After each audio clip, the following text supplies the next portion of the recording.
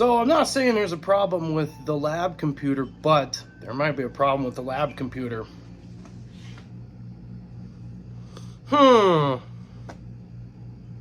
Seems a bit odd, don't you think? But what do I know?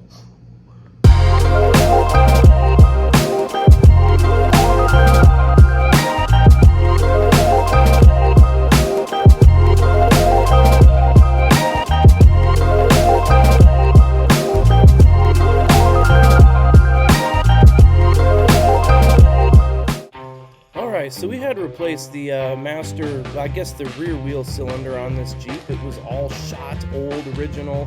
Bleeder was broken off. The diaphragm right around there by the piston was shot.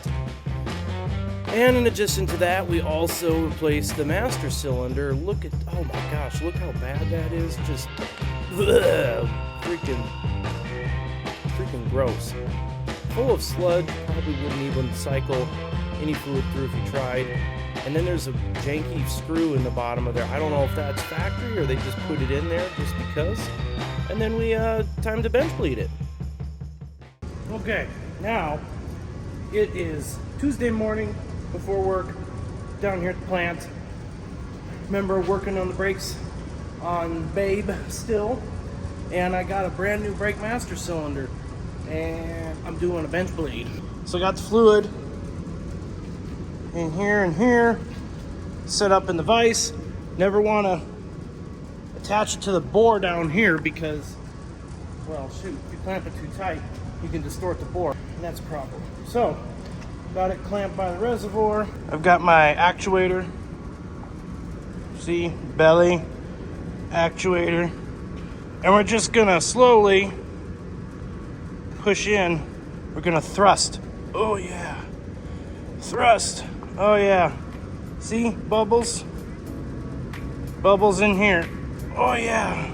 And we just do that for a while until the bubbles stop. And then it's step 628 and the 4,277 steps required to get working brakes back on this thing. All right, we've got her bled, and now it's time to mount the master cylinder to the brake booster. You've got to be careful. Sometimes these flare fittings can be pretty hard to get on and off, and I couldn't find my flare wrench. Imagine that. That's the story of my life. Stuff gets lost sometimes, but whatever. So we get this sucker tied in. The encouraging thing was once we got the plugs out from bench bleeding, fluid was coming out, so that was nice, whereas there was no fluid coming out the other one. And then we move on to bleeding. My boy Jeff came down. Look at how awful that fluid is coming out. I had to take the tube off, usually a tube into a bottle, because it was like freaking Jello. It was so thick and gross. Ridiculous.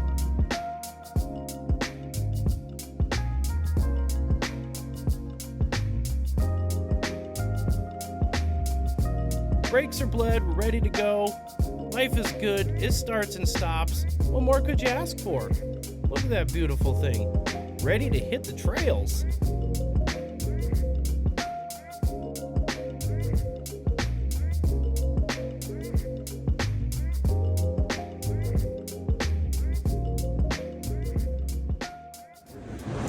All right, we're out at the lift station out here at beautiful River Run in Granby, Colorado. And it's the annual draining of the pool before winter starts. So that's what's happening. I'm here at the lift station. Normally we're running on a 4-inch force main, but because of the massive amount of water that's in the pool that has to be drained, I have to switch over to 8-inch. And then once it's done, I switch back over to the 4-inch. So we got things running. I got the pumps set up in their pre-programmed run mode for the 8-inch. Let's check it out.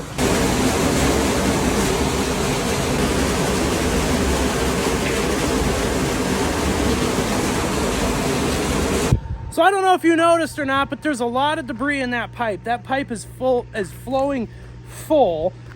That's an 8-inch pipe, and it's flowing pretty much the entire diameter of the pipe. So that's really great because at the end of the season, you know, there's a lot of debris that falls out during normal conveyance of that wastewater. Heavy stuff falls out. You get the rags and the tampons and the toilet papers and the whatnot stuck in there. So you get a nice big flushing flow like this once a year. It moves everything on out, hits those grinder pumps, makes it to the plant. As you can see, all these pumps can run if there's a problem, or if it fills up too fast. That's not happening. So right now, we're maintaining around 4.5, 4 foot, one pump. So we're doing pretty good. All right, we're done pumping. Well, we still got stuff happening, but for the most part, we're done. I'm gonna go down inside the control vault here. We're gonna switch back over to the 4-inch from the 8-inch. Lapierre stairs.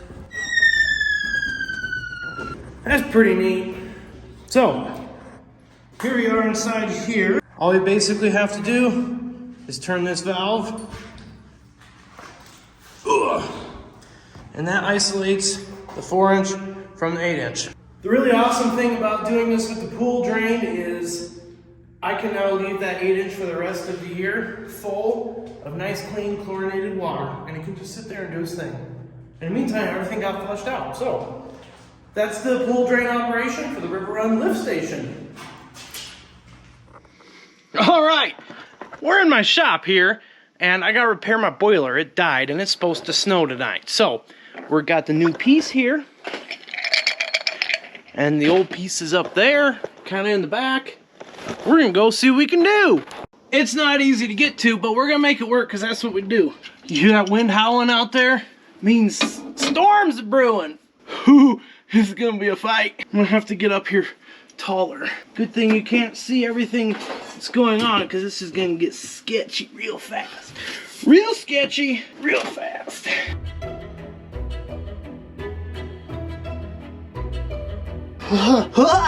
Yeah, real sketchy, real fast.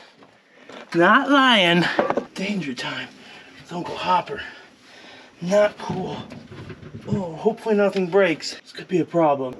It's not coming off. Don't know why. Heat. I'm back with heat. All right, after literally about 40 minutes of fighting this, just heat and no heat and heat and no heat. See, this is what we're trying to do. We got it loose. Nothing can be easy. Why can't anything be easy? Oh my gosh, and now that won't fit. Seriously. Oh, I just want this to work. Why can't we just have a friendly little repair session? Oh. Old one off. New something. Whoa. We're putting that back in. Abort. Abort mission. This is toast. I don't know what it does, but I don't got one, so we gotta leave it. Alright. Lube up that gasket. And on she goes.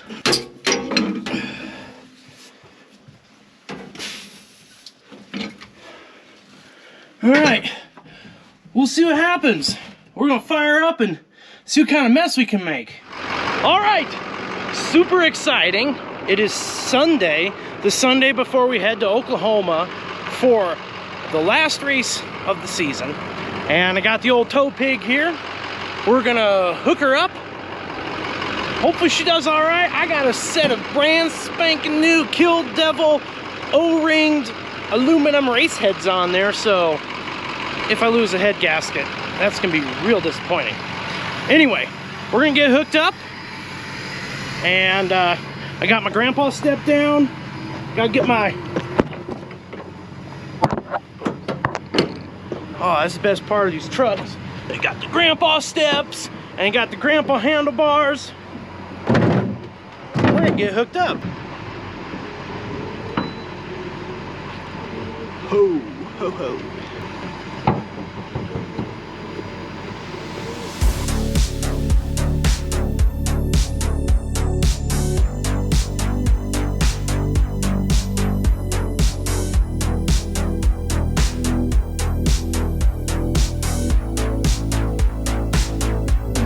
All right, we're gonna try that.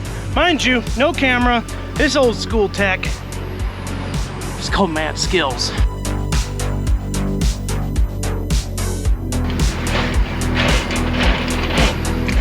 Oh, wrong way.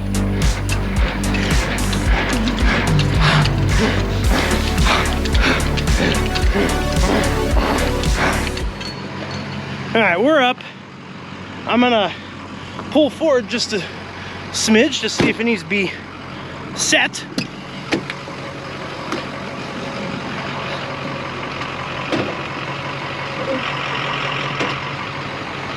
I think we're good. Now, just gotta get inside and flip the lever. Dually. Dualies are hard to get in, unlike single rear wheels. Those of you who watch my channel know I'm not the most graceful. We're locked. The hardest part of this whole operation.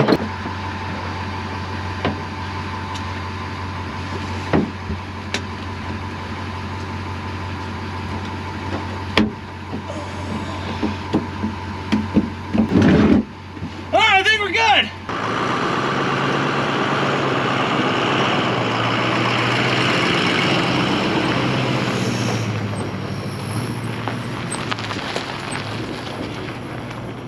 All right, so here we are, Rocky Mountain Speed and Fab. We're putting 4955 back together, a few finishing touches, getting the oil changed, stuff like that, getting ready. It is Sunday. We head out Tuesday for Oklahoma. So we're getting this done. I'm gonna let you go on that note, and I will see you around like a donut.